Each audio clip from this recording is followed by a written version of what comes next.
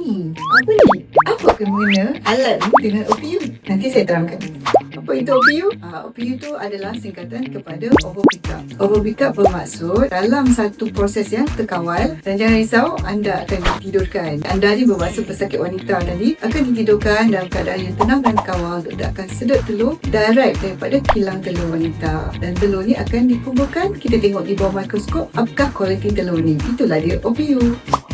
Telur-telur yang dikutip tadi, apa yang doktor akan lakukan? Sebenarnya bukan kerja doktor. Dekat sini adalah tugas embryologist untuk kumpulkan telur, tengok kualiti telur di bawah mikroskop, kemudian kita akan mandikan telur-telur ni. Tadi kita cuci, so-called dilute the egg. So, kita akan dapat telur saja tanpa kelongsong dia, dan telur ni akan disenyawakan dengan sperma.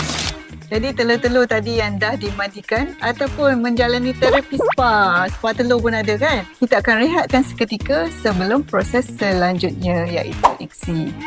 Perawatan spa telur ni sebenarnya penting untuk menentukan kejayaan IVF yang seterusnya. Kalau nak tahu lebih lanjut ataupun nak dapatkan konsultasi selanjutnya, boleh hubungi saya.